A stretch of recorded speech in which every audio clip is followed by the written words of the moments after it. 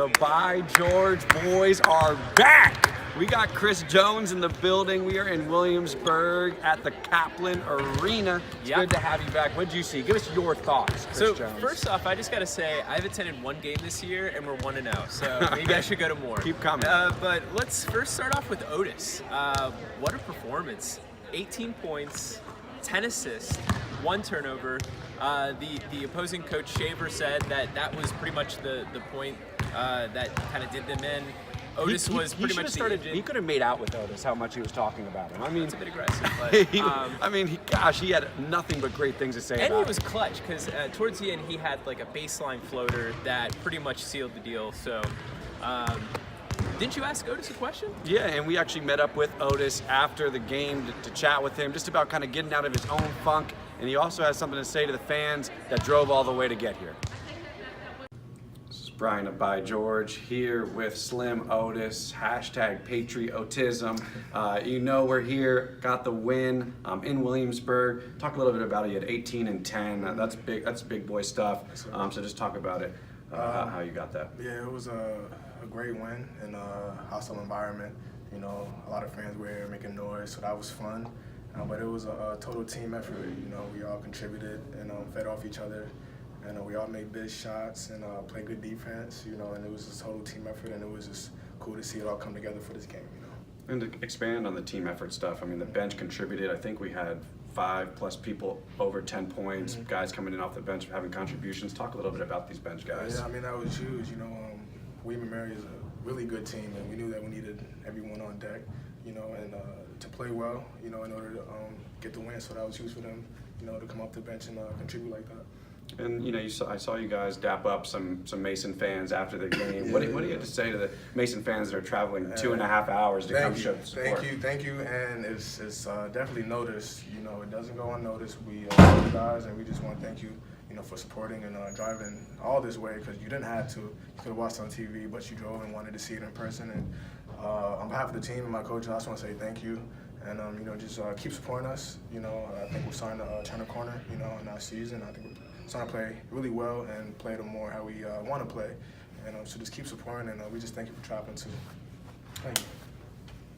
All right. So yeah, obviously Otis played out of his mind, but a couple guys I want to talk about now would be Gonar Mar, double-digit points, 10 points, 4 rebounds, plus 13. That's insanity. Yeah, I'd love to see more of that, please. So, I mean, obviously, you know, pretty even scoring. Jared with 11, Kyer with 15, Green with another 15. So he had 17 and then 15 back-to-back games. He's really emerging. So that's strong. That was just a fun environment. Their student section was loud. The season ticket holders were also, in it. Pan around real quick. This is probably bigger than the Eagle Bank Arena. Great environment. I don't know what the crowd number was, but it felt like it was a sellout just with the noise. So I don't know.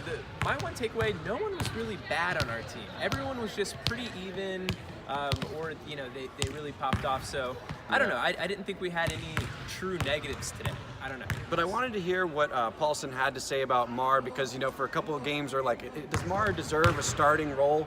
But I think it's all the little things that he does that keeps him on the floor, and tonight he proved that. This is what Paulson had to say about Gonar Mar.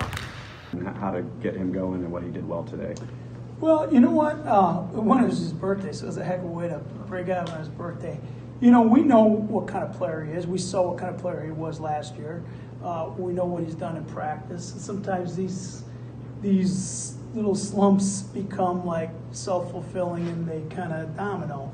And you know, Gonar can score, but his value to our team is all the little things that maybe the average person doesn't notice defensively, helping us run offense, you know, talking, leadership, things like that. And we just try to stay focused on that stuff.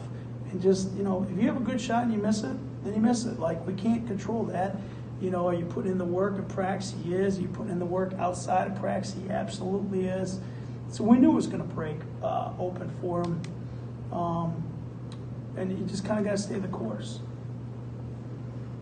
So, 2 in a row, back to back. I mean, we're getting excited. I don't know if it's deservedly so, but 4 and 5.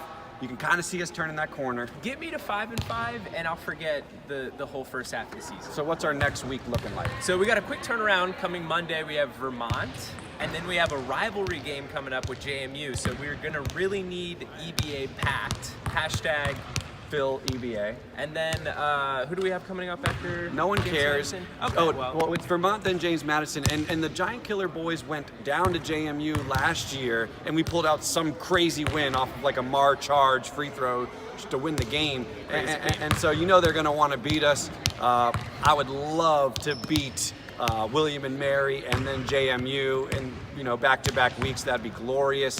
I would just like to thank all the GiantKiller staff that came today. Ron, driver, bump and rap the whole way. Meek Mill, stay lit. This has been by George. Good to have Jones back, and stay tuned. We'll be back on Monday.